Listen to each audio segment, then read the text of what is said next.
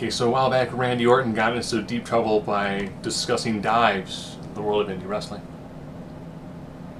Now, for some people, they call him Blandy Borton because his matches are not the most exciting, and that's because he's started going a lot more heavy into psychology.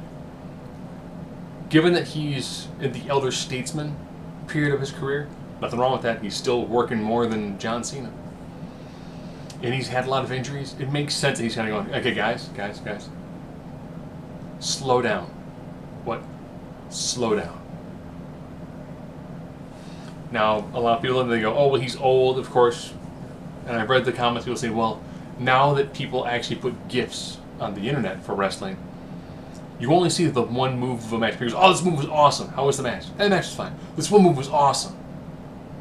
And that's how a lot of indie guys are kind of getting their name out there. Sometimes you have to do the crazy match. I watched the Ospreay Ricochet match, and you know what? Beautiful match to watch. High athleticism, zero psychology. It's fine. But those matches are good in moderation. I was recently watching some of the OSW review guys, Old School Wrestling Video Podcast.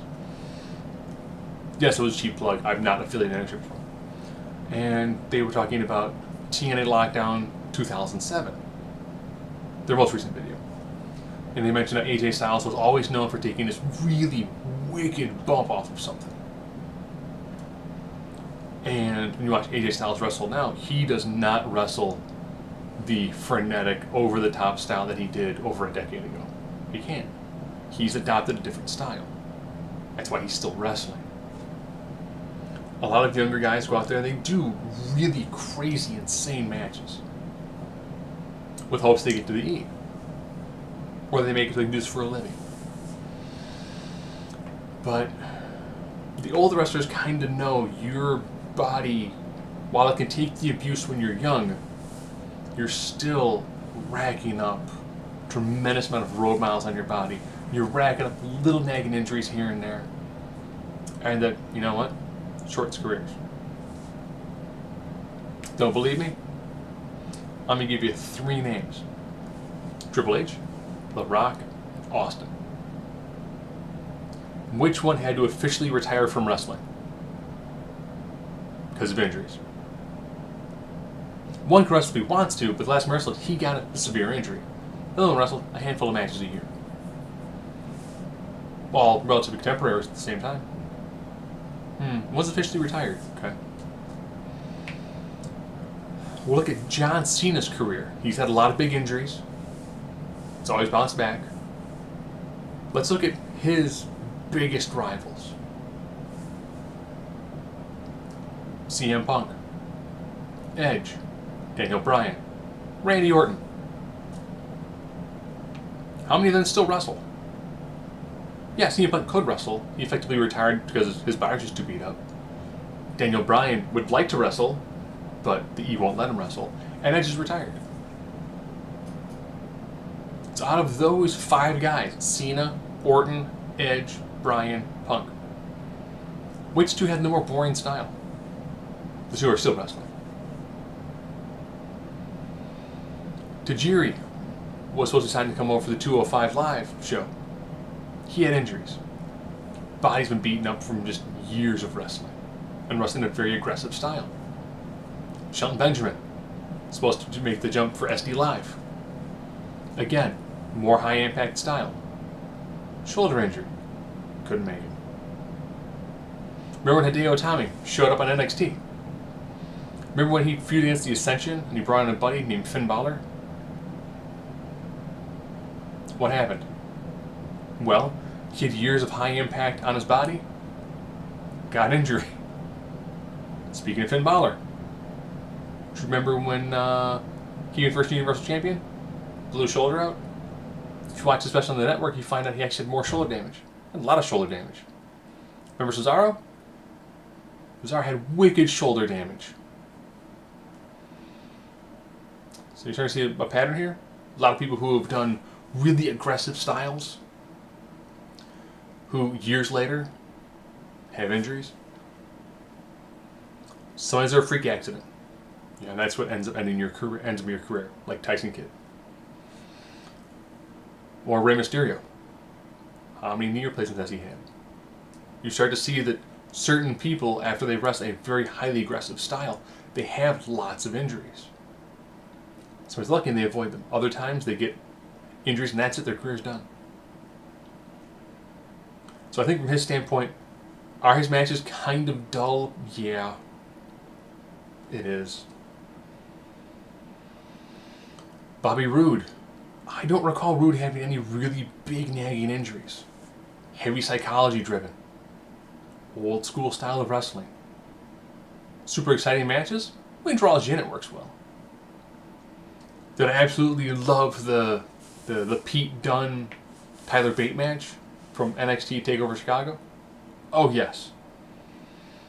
But they worked in just enough psychology, and it wasn't just repeated big moves back and forth. You could tell that they did a big flurry of offense, but you could tell through the match they were getting exhausted. And it played into the match. Lots of sick moves? Yes. Entertaining? Yes. Do I want to see that every time they go out and wrestle? No. No, that'll shorten their careers drastically.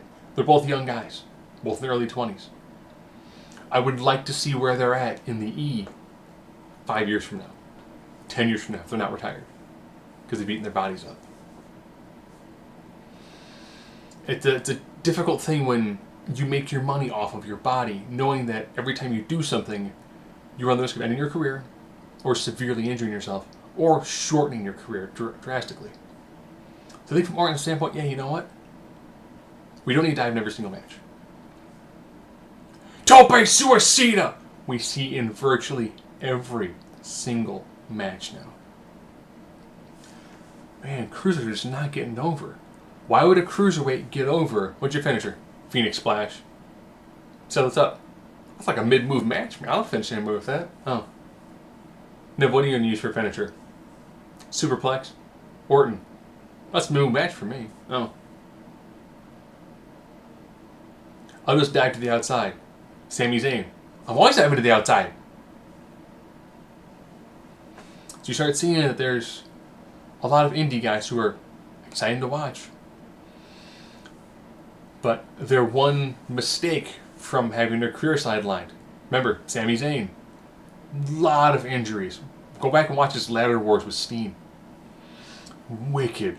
It's like, how do you walk the next day? He went like this, threw his shoulder out. Wrestled a match with one arm against John Cena. I still don't know how Kevin Owens is able to walk. Watching him getting thrown from the top rope to a pyramid of chairs, and after you go, oh God, oh God, oh God, how do you do that? How do you just go home and throw yourself in a bath full of ice and Epsom salts? How do you? It's like, he's an amazing physical specimen. Will he still be wrestling in a couple years? He might still be wrestling, but it almost seems like he's going to have a career where when he's done, he's going to be done. And I know that from a fan standpoint, those matches are exciting. I will admit I'm guilty of it too. Do I like watch psychology-driven matches? Yes. Do I like watching spot fests? Infrequently, they work because I'll describe it like salt. A little bit of salt goes a long way. If you take something that's good, add some salt, okay, you're fine. Take something not as good, add a little bit of salt, yeah, it's a little better. If you take something that's decent, and then you just roll that sucker in salt, all it is salt. And the more salt you have, the more accustomed you get to it. So while the E might be boring, you're like, oh, look at Lucha Underground. Their guys get injured and all of a sudden they have to rewrite months worth of storyline. The advantage they have with Lucha Underground is they film like a bunch in like 2 weeks. So they film a lot short.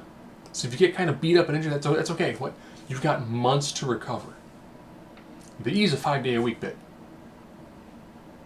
Beyond the travel, you beat your body every single night. That's why tag teams can go for so long. Because you share the burden on your body. So I think Orton's right. Kind of, through a certain aspect. He's looking at it from a guy who's looking back on his career going, man, I've got things wrong now that are from them, that are from then. If I can tell the people who are coming up now, hey, slow down a little bit. What's going to happen is, years from now, you are going to be in a tremendous amount of pain, and your career might be done. You might have to retire. So from that standpoint, I understand it. From a fan standpoint, you're like, he sucks, he's dumb, I don't like him.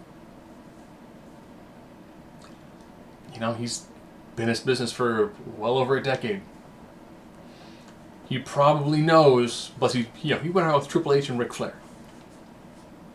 Flair, dives. From area he didn't dive, no. Look how long Flair's career was. Was it all great? No. But look at the longevity of his career. And now compare it to some of the more indie darlings, to use the internet term, who had a longer career. Sure, you might light the candle that burns bright, but it burns bright and it burns out. Sometimes you just need a slow burn.